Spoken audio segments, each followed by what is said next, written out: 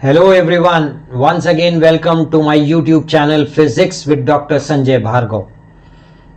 In the second part of motion in a plane, we'll discuss about projectile motion.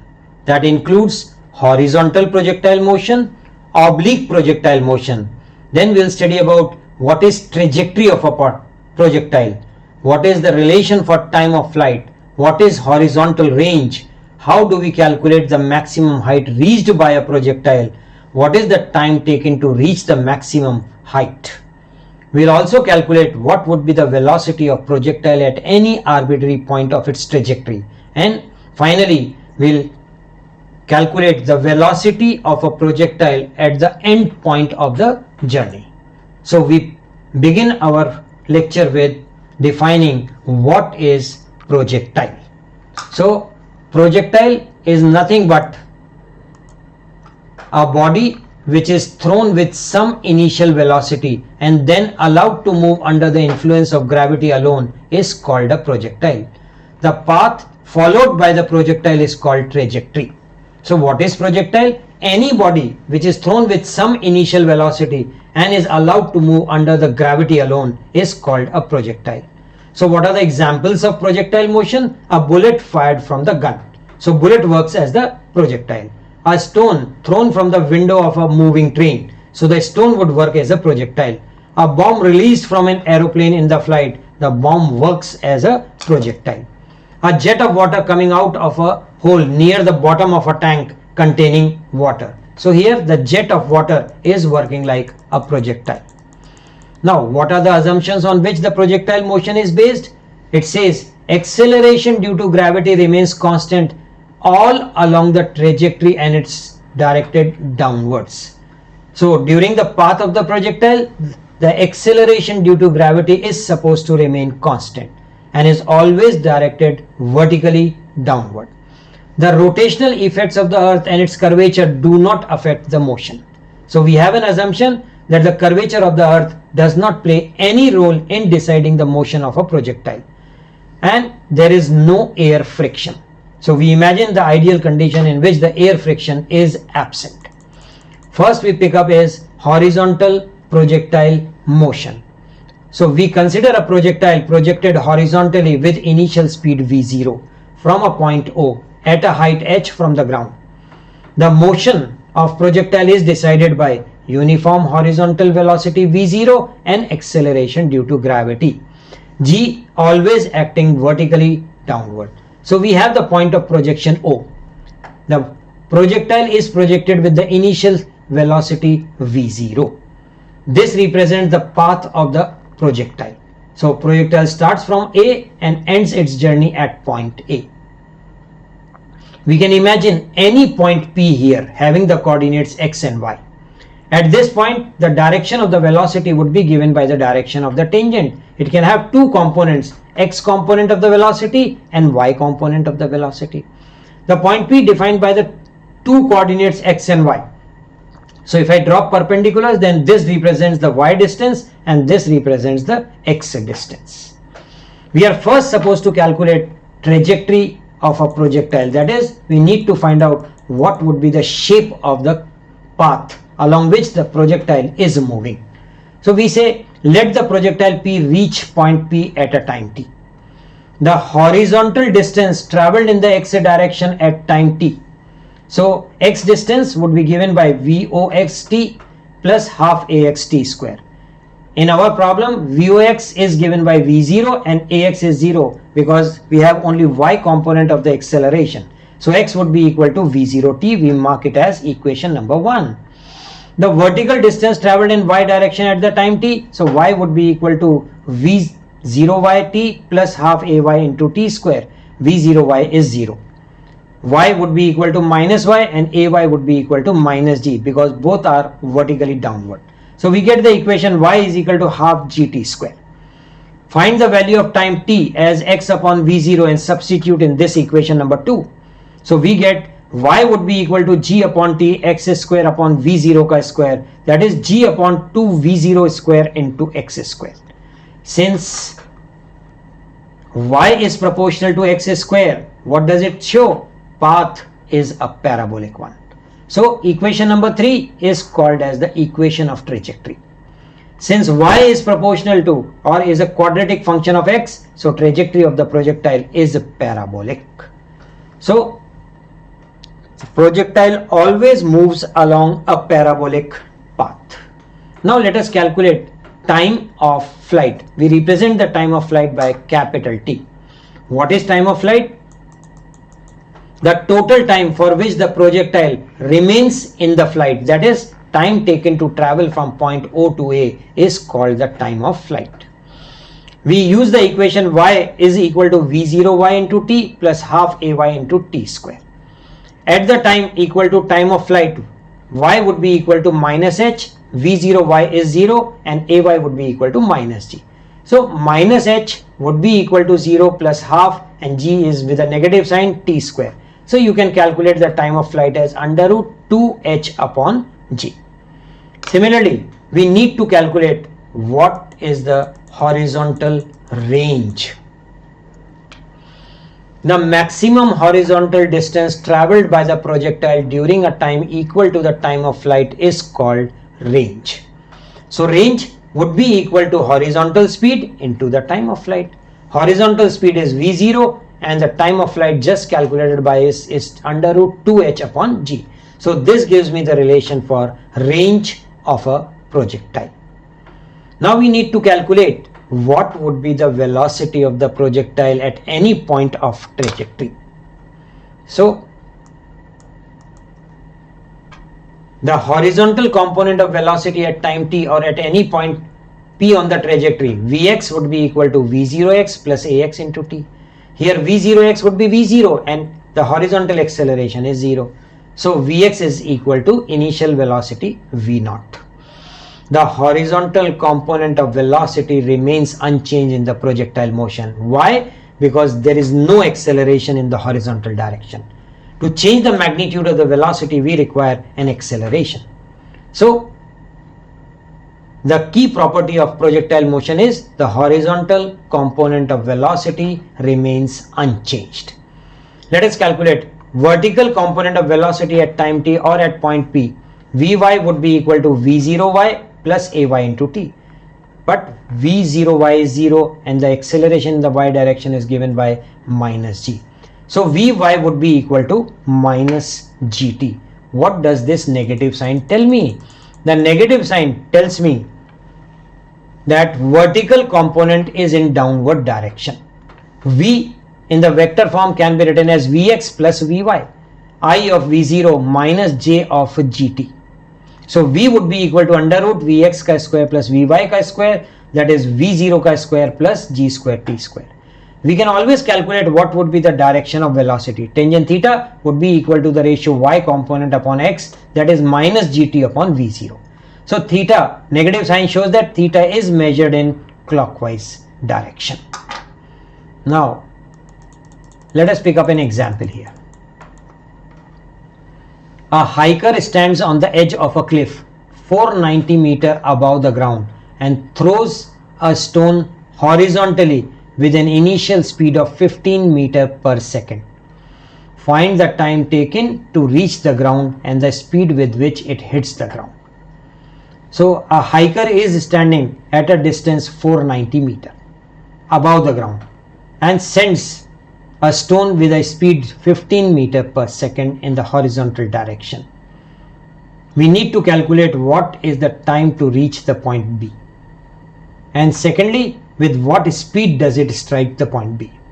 So in vertical direction, y would be equal to uyt plus half ay into t square. Uy is 0, ay is minus 9.8 and y is minus 490. So t comes out to be under root 100, that is 10 seconds. So after 10 seconds, the projectile reaches point B. Now at point B, the horizontal component of the velocity Vx would be equal to ux plus ax into t. Here ax is 0. So Vx would be equal to ue, that is 15 meter per second. Now the y component of the velocity Vy is equal to uy plus ay into t. Here uy is supposed to be 0. So Vy would be equal to minus 9.8 and the time taken is 10. So Vy would be minus 98 meter per second, that is pointing in the vertically downward direction. So what is the total velocity equal to? Under root of Vx chi square plus Vy chi square, that is 15 chi square plus 98 chi square, and that comes out as 99.1 meter per second.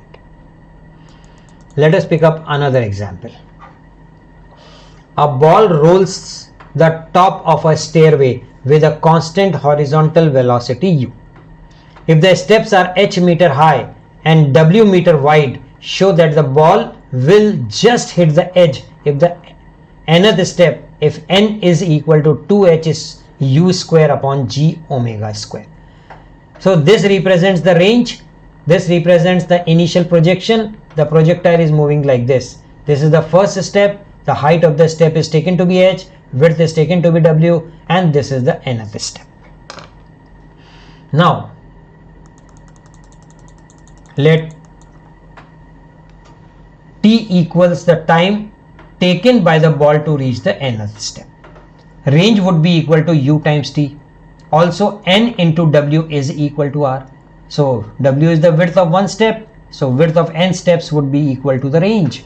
So nw must be equal to ut. So the time is nw upon u. In vertical direction, y would be equal to uy into t plus half ay into t square. Uy is 0, so we get half gt square, and y would be equal to n times h. So nh would be equal to half gt square, and the time is given by n omega u. So n square w square upon u square. So n would be given by 2h u square g omega square. Let us pick up another example here. A bomb is dropped from an aeroplane when it is directly above a target at a height of 1000 meter. The aeroplane is moving horizontally with a speed of 500 km per hour. By how much distance will the bomb miss the target? So what is given? The x component of the velocity u is given as 500 km per hour, which can be written as 1250 upon 9 meter per second. The y component of initial velocity 0. The distance y is 1000 meter and g is 9.8 meter per second square. In vertical direction, y would be equal to uyt plus half gt square. So here uy is 0, so t can be written as under root 2u upon g. So 2 into 1000 upon 9.8, that is 100 by 7 of second. Horizontal speed of the airplane 1250 by 9 meter per second. Horizontal distance by which bomb misses the target, that is horizontal speed into time, and that is 1250 upon 9 into 100 by 7, that is 1984.13 meter. So this is the distance by which the bomb will miss the target. Another type of projectile motion is the oblique projectile motion. So let a body be projected with initial velocity v0 making an angle theta with the horizontal. The initial velocity v0 has two components, horizontal component v0 cos theta which remains unchanged during the motion. The vertical component v0 sin theta which changes with time due to acceleration due to gravity. So let us look at the figure. Here v0 is the initial velocity of projection and the theta is the angle of projection.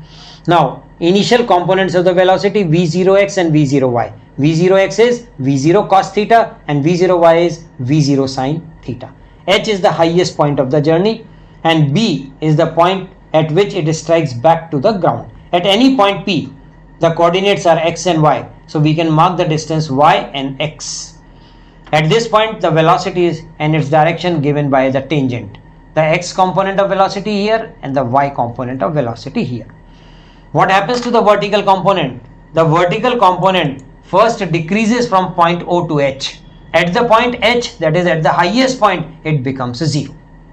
After which it starts increasing till the projectile hits the ground. In the figure we have already said O is the point of projection, theta is the angle of projection and V0 is the velocity of projection. Once again we need to calculate the equation of a trajectory. Let the object reach point P at the time t. Horizontal distance traveled in time t, x would be equal to vx t plus half ax t square. Vx would be equal to v0 cos theta and ax is 0. So x would be equal to v0 cos theta into t. Let us call this as equation number 1. I need to calculate vertical distance traveled in the time t. So y would be vy into t plus half ay into t square. So vy is v0 sin theta and ay is minus g. So I get the equation v0 sin theta into t minus half gt square. I call this as equation number 2. From equation 1, calculate time as x upon v0 cos theta and substitute in equation number 2. So once we substitute in equation number 2 the value of time, then what do we get? Y would be equal to v0 sin theta and the time is x upon v0 cos theta. Half gt square, so t square is x square upon v0 square cos square theta. So y can be written as x tangent theta minus g upon 2 v0 square cos square theta x square. Once again, equation number 3 represents a parabola which is symmetrical about an axis parallel to the y-axis. Thus, trajectory of a projectile is a parabola. So, whether it is horizontal projectile motion or whether it is oblique projectile motion, the trajectory, or we can say the projectile, moves along a parabolic path. At the highest point, the vertical component of the velocity becomes equal to 0. So vertical component Vy would be equal to V0y plus Ay into t. At the time t is equal to Tm, Vy would be equal to 0 and V0y is V0 sin theta, Ay would be minus g. So V0 sin theta minus g into Tm is equal to 0. So we get the time to reach maximum height, and that is V0 sin theta upon g. This is also called as the time of ascent, that is the time required to reach maximum height. Now let us calculate the relation for maximum height. At the point h, the vertical component of the velocity becomes 0. So Vy ka square would be equal to V0y ka square plus 2ay into s. So Vy would become 0. V0y is V0 sin theta, acceleration is minus g and s would be equal to h. So V0 sin theta ka whole square minus 2gh, so h would be equal to V0 ka square sin square theta upon 2g. This relation gives me the maximum height attained by a projectile. And what does it depend upon? It depends upon initial velocity and angle of projection. Now let us calculate what is the total time of flight. That is the time from projection to the time taken to hit the ground again. The total time for which the projectile remains in air is called the total time of flight. It is equal to the total time taken by the projectile to go from point of projection to point B where it strikes the ground again. At point B, what happens? The y distance becomes 0. So y is V0y into t plus half ay into t square. At the point B, y is 0, t is equal to the time of flight, and V0y is V0 sin theta and acceleration is minus g. So we can write V0 sin theta into t minus half gt square. So t into V0 sin theta minus gt by 2. So time can either be equal to 0. So t is equal to 0 means the position or the time where we are at point O, that is the point of projection. And secondly, t is equal to 2 V0 sin theta upon g at the final point B. This represents the equation for time of flight. If I compare the equation for time to reach maximum height given by equation number 4 and time of flight given by equation number 6, then I find the time of flight is equal to twice the time required to reach the maximum height. So projectile motion is perfectly symmetric about the highest point. The time of flight equals twice the time to reach maximum height. Now we have to calculate horizontal range. The maximum horizontal distance OB traveled in the horizontal direction OX is called the horizontal range, or the maximum horizontal distance traveled in a time equal to the time of flight is called range. So range would be equal to horizontal component of the velocity into time of flight. So V0 cos theta into twice V0 sin theta upon G, that is twice V0x V0y upon G, V0 ka square sin 2 theta upon G. So the range is either given by twice V0x V0y upon G or V0 ka square sin 2 theta upon G. Now we need to calculate what are the conditions under which the range becomes maximum. Horizontal range was given by V0 ka square sin 2 theta upon G. It is maximum when sin 2 theta equals 1, that is has a maximum value. So sin 2 theta would be equal to sin 90, so theta would be equal to pi by 4, that is 45. So what is the maximum range? Our maximum would be V0 ka square upon G. The horizontal range is maximum when projected at an angle of 45 degree with the horizontal. Now we need to calculate what are the two angles of projection for which we get the same horizontal range.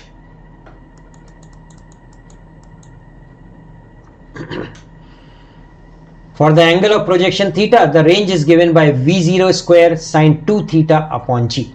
If the angle of projection becomes 90 minus theta, then the range R dash would be given by V0 ka square sin twice 90 minus theta, which would be sine of 180 minus 2 theta, which would be sine 2 theta. So if I look at these two equations, R and R dash, I find R is equal to R dash. So what does this show? It shows for a given velocity of projection, a projectile has same horizontal range for the angle of projection theta and 90 minus theta. The horizontal range remains the same whether a body is projected at an angle theta with the horizontal or with the vertical. The maximum heights and the time of flights are different. So both the cases shown here in this figure. So we can project it at an angle theta with respect to the vertical or at an angle theta with respect to the horizontal. The range comes out to be same. This range comes out to be same. Though the maximum heights are different, the time of flights would also be different. Now we need to calculate velocity of a projectile at any point of the trajectory. The horizontal component of velocity Vx would be given by V0x plus Ax into t.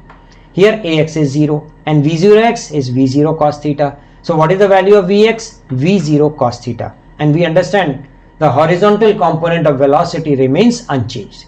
The vertical component of the velocity Vy would be given by V0y plus Ay into t. So V0y is V0 sin theta and acceleration is minus g. So I get Vy would be equal to V0 sin theta minus gt. The velocity at point P would be given by V vector equals Vx vector plus Vy vector. So V can be written as under root of Vx ka square plus Vy ka square. Substituting the values, we can get V0 square cos square theta plus V0 sin theta minus gt ka whole square. So we get V0 square cos square theta, V0 square sin square theta minus 2 V0 gt sin theta plus g square t square. So cos square theta plus sin square theta would be 1. So I get V0 ka square plus g square t square minus twice V0 gt sin theta. Now what is the direction of the velocity? Tangent alpha would be given by Vy upon Vx, that is V0 sin theta minus gt upon V0 cos theta. It can be written as tangent theta minus gt upon V0 cos theta. Now let us calculate what would be the velocity at the final point, that is the end point. The horizontal component once again is V0x plus Ax into t. Here Ax is 0, so Vx would be equal to V0x, that is V0 cos theta. The vertical component Vy would be given by V0y plus Ay into t. At the point B, Ay is minus g and the time would be equal to the time of flight. So calculate Vy, V0 sin theta minus g into 2 V0 sin theta upon g, and finally Vy is minus V0 sin theta because Vy is in vertically downward direction. So the net velocity is under root Vx ka square plus Vy ka square, that is under root V0 square cos square theta plus V0 square sin square theta, and that is V0. So what is the direction of velocity? Tangent theta dash would be Vy upon Vx minus V0 sin theta upon V0 cos theta minus tangent theta. So theta dash is minus of theta dash. Thus, in projectile motion, a body returns to the ground with the same angle and speed with which it was projected. A very important result. The velocity of projection, the angle of projection, and the velocity of at the end point and the angle with which it strikes the ground remains the same. Let us pick up certain examples here. A cricket ball is thrown at a speed of 28 meter per second in a direction 30 degree above the horizontal. Calculate the maximum height, time taken by the ball to reach the ground, distance from the thrower to the point where ball returns to the same level. Question, the given part is u equals 28 meter per second, angle of projection is 30. What is the maximum height? The maximum height is given by the relation h would be equal to u square sin square theta upon 2g. 28 ka square sin 30 ka square upon 2 into 9.8, and that is 10 meter. The time of flight t is equal to 2u sin theta upon g. 2 into 28 into sin 30 upon 9.8, and the time of flight is 2.9 second. The range r is u square sin 2 theta upon g. 28 ka square sin 60 degree upon 9.8. So the range is 69.3 meter.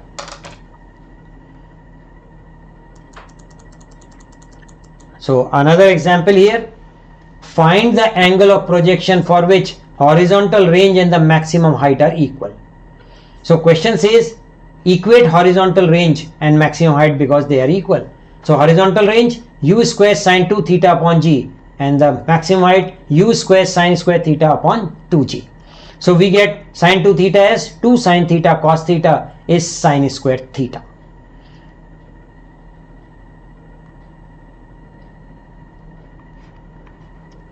So sin theta upon cos theta would be equal to 4. So tangent theta is equal to 4. So theta would be tangent inverse force, that is 75 degree 58 minutes.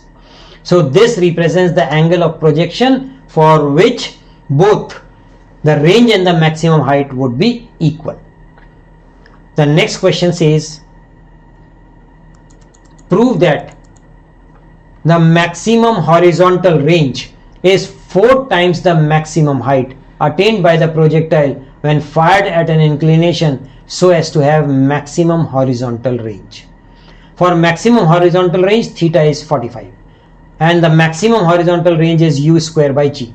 Maximum height attained for theta is pi by 4. H maximum is u square sin square 45 upon 2g, that is u square upon 4g, which is nothing but r max by 4.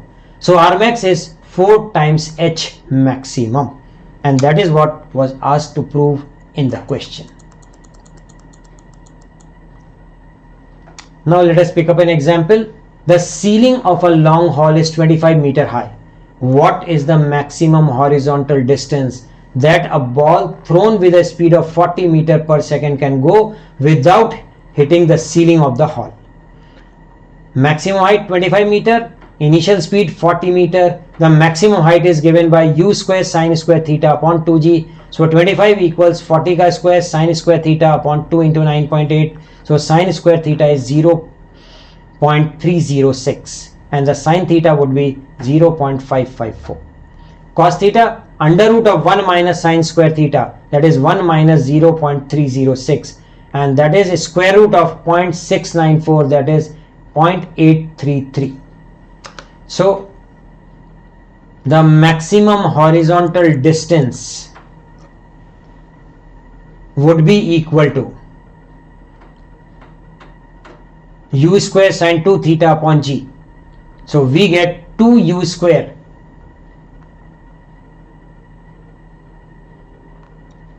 sin theta cos theta upon g. So 2 into 40 ka square 0.554, 0.883 upon 9.8, and it gives me 150.7 meter.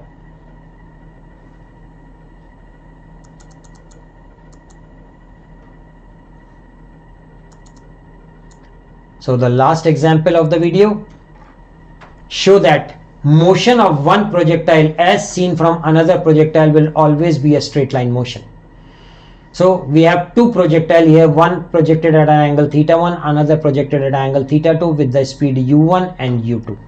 The point A has the coordinate x1, y1, the point B has coordinates x2, y2. x1 is u1 cos theta 1 into t, y1 is u1 sin theta 1 into t half gt square. x2 similarly would be equal to u2 cos theta 2 into t, y2 would be equal to u2 sin theta into t minus half gt square. x2 minus x1 is u2 cos theta 2 minus u1 cos theta 1 into t, y2 minus y1 would be u2 sin theta 2 minus u1 sin theta 1 into t.